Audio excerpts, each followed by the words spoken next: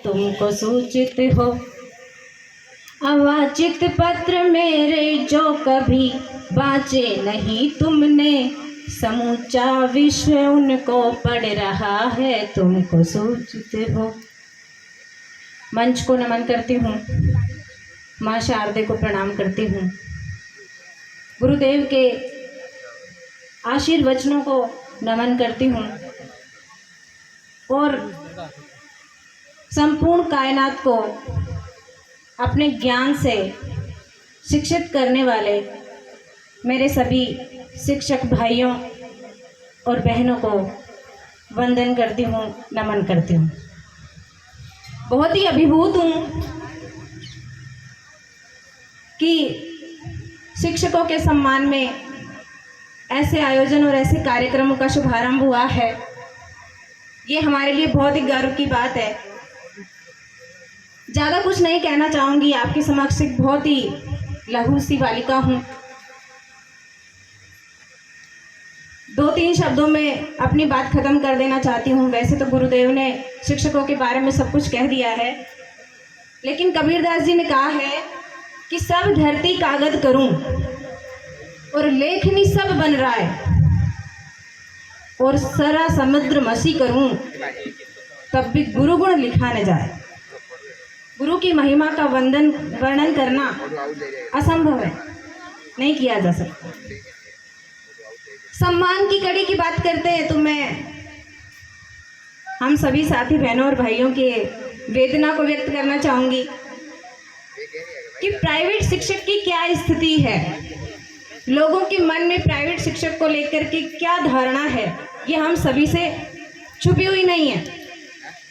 आपसे कोई परिचय पूछे, कहीं भी आप जा रहे हैं, ट्रेन में जा रहे हैं, बस में जा रहे हैं, कहीं खड़े हैं, बैठे हैं, और आपसे पूछा कि भाई साहब क्या काम करते हो, बहन जी क्या काम करते हो, आपने कहा शिक्षक हूँ।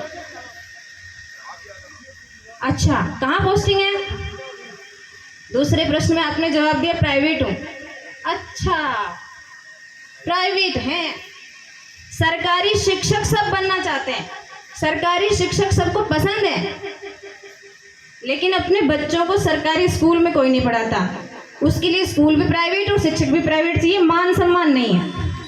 लेकिन आज इस तरीके से एक प्राइवेट शिक्षकों का जो मान सम्मान का कार्यक्रम मैंने देखा, आदरणीय, बहुत अच्छा लगा।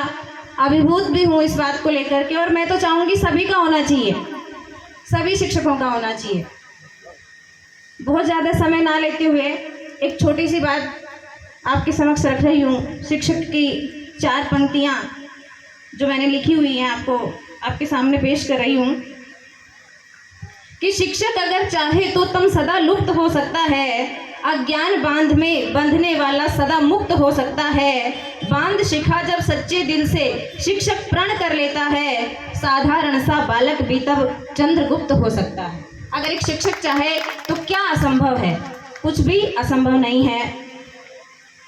एक शिक्षक की मन की भावना आप तक पहुंचाती हूँ। शिक्षक कहता है कि सुंदर सुर सजाने को साज बनाता हूँ, सुंदर सुर सजाने को साज बनाता हूँ, नौसुखिए परिंदे को बाज बनाता हूँ, चुपचाप सुनता हूँ शिकायतें सबकी, चुपचाप सुनता हूँ शिकायतें सबकी, तब जाकर के दुनिया बदलने का अंदाज बनाता हूँ।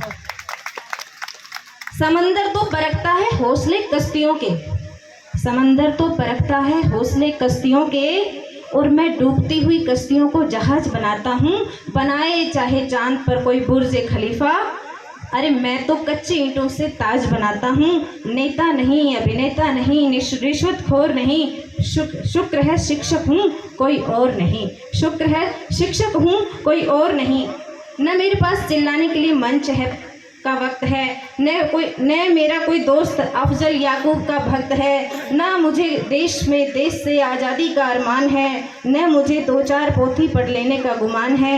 मेरी मौत पर गंदी राजनीति नहीं, कोई शोर नहीं, शुक्र है शिक्षक हूँ कोई और नहीं। कब कहाँ अस्त हो जाता है शिक्षक, किसी को कुछ पता नहीं चलता। अपना पूरा जीवन समर्पित कर देता है, पूरा जीवन समर्पित। जब हम शिक्षण कोई पेशा नहीं है, गुरुदेव ने कहा था शिक्षण कोई पेशा नहीं, एक जिम्मेदारी है, एक जिम्मेदारी है एक सुदृढ़ समाज बनाने की, एक जिम्मेदारी है एक अच्छा राष्ट्र बनाने की।